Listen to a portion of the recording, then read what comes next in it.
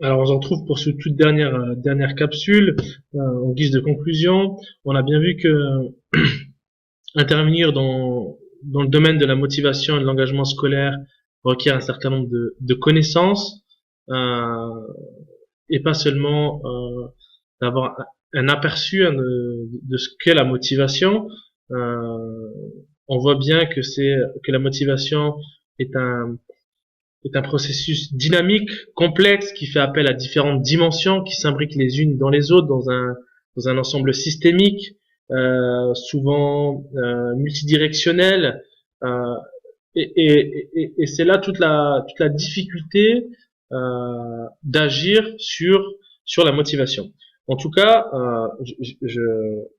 je conçois et je le redis, j'ai été rapide, j'ai été bref, j'ai été concis, j'ai certainement dû oublier plein d'éléments, mais ces différentes capsules là, ces quatre capsules que j'ai conçues, serviront de base sur la réflexion que l'on va avoir lors de lors du présentiel.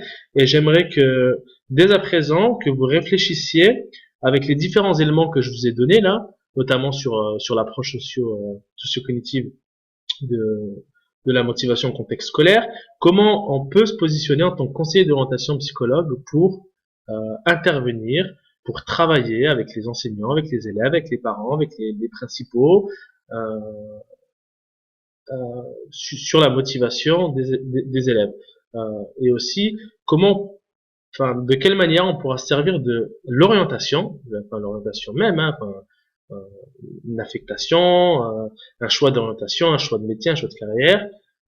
Comment on pourra se servir de ça pour faire en sorte qu'on arrive à ou plutôt comment intégrer, excusez-moi, comment intégrer l'orientation dans ce processus-là de la motivation.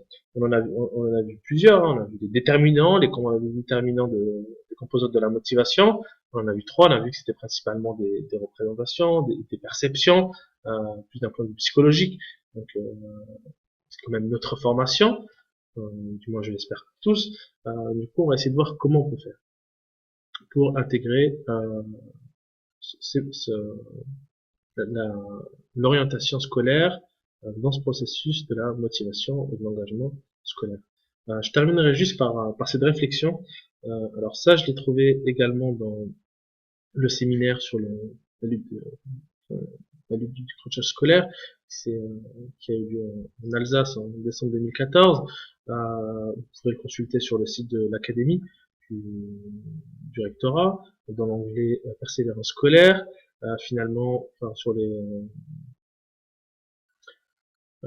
il y a eu des tours de table et notamment j'ai trouvé cette partie intéressante puisqu'il y a un constat dans un lycée professionnel et qu'un certain nombre de personnes se posent la question comment motiver et amener à la réussite des élèves les plus fragiles, comment redonner le sens à l'école, le goût des métiers du bâtiment, garantir un cadre d'apprentissage serein.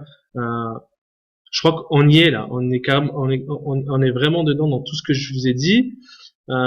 Les objectifs, c'est comment prévenir, vous voyez, encore une fois, le décrochage pour une orientation choisie, mais il manque quelque chose en amont, une motivation nourrie grâce à l'accueil et un suivi individualisé dans le cadre de travail, etc.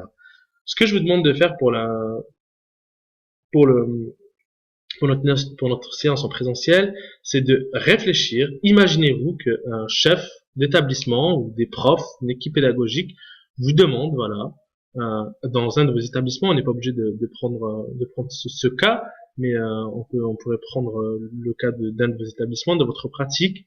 Euh, une équipe de profs vient vous voir en disant voilà, j'ai un problème avec cette classe, un certain nombre d'élèves me semble en décrochage, me semble décrocheur. Qu'est-ce que je peux faire pour les remotiver? Comment vous, dans votre pratique professionnelle, dans votre réflexion, avec votre parcours, votre expérience, euh, et avec ce qu'on vient de voir, comment on pourra intervenir là-dessus. Voilà. Je, on va arrêter là parce que j'ai dépassé un peu le temps. N'hésitez pas aussi à me poser toutes les questions que vous souhaitez sur mon adresse mail abdelnour.bouchacourt@ac strasbourg.fr. N'hésitez pas aussi à m'envoyer vos suggestions ou vos envies par rapport à ce qu'on vient de voir. Est-ce qu'il y a des points que vous aimeriez aborder de manière plus précise, ou est-ce qu'il y a des points que vous voudrez développer un peu plus, ou parfois ou d'autres choses. Voilà. J'attends toutes vos remarques. Elles seront toutes les bienvenues. J'essaierai de les traiter le plus possible. J'espère que cette formation à distance vous aura été profitable, et je vous dis à très bientôt en personne à Célestat.